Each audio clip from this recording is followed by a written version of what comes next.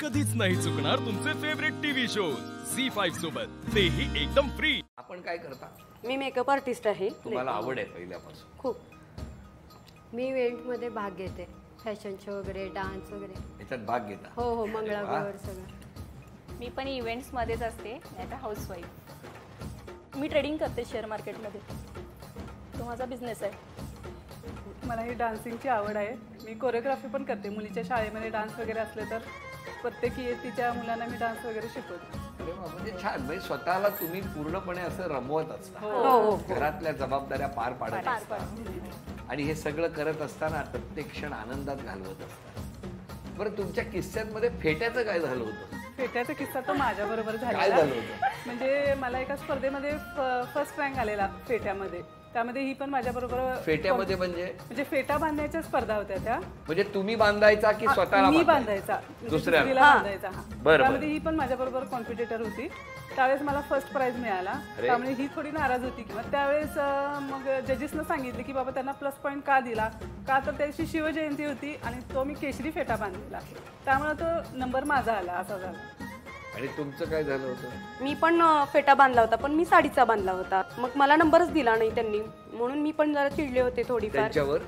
त्यांच्यावर पण चिडल्या नाही. पहिल्या तीनात एकही नंबर नाही दिला तुम्हाला? नाही दिला. आणि ह्यांना मात्र दिला? यांना दिला. काय हो, बरं जमवलं. संगीताला दिला, मला नाही दिला. धनश्रीला खाली ढकललं. बरं, पण तुमच्यात जेव्हा भांडणं होतात तेव्हा आवाज मोठा कोणा? आज मी काय घेऊन जाऊ? काय मैत्रिणी आहेत बघा. धनश्री, धनश्री, ते बघा आवाज कुणाचा? आहे. धनश्रीचा. बरं, आज क्षमा मागायची असेल तर तुम्ही कोणाची मागाल? मैत्रिणींची पण मागेन पहिल्यांदा, कारण मला त्यांना खूप वेळ देता येत नाहीये, ह्यासाठी मी त्यांची माफी मागेन. तुम्ही? मी क्षमा मागायची झाली तर मैत्रिणींची मागेन. त्यावेळेला मला गुरुच म्हणत असतात जेव्हा मी शिकवत असते, तर मी त्या गुरुच्या लाईनच मी जात असते. त्यावेळेला मी मैत्री बाजूला ठेवते. त्यामुळे त्यावेळेला तुमची मन जर दुखवलं असेल माझ्याकडून तर मी क्षमा मागते. मिस्टरांची माफी मागे, का हो? कारण ते नको जाऊ म्हणले तरी मी जात असते.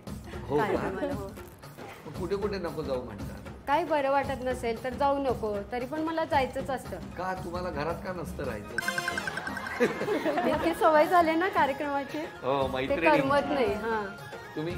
ॲक्च्युली मी माझ्या माहेरच्यांची क्षमा मागन, कारण माझं लव्ह मॅरेज आहे आणि आमच्या घरातून विरोध होता त्यावेळेला, आणि मी घरच्यांचा विरोध करून आम्ही लग्न केलेलं आहे.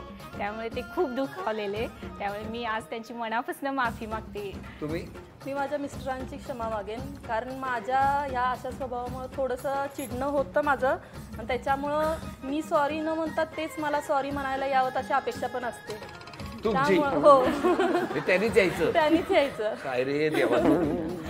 चिडचिड होते आणि ते सहन करून घेतात आणि ॲडजस्ट पण करतात आणि सॉरी पण म्हणतात, चला राहू दे, पुढचा गाडा ओढूया चला.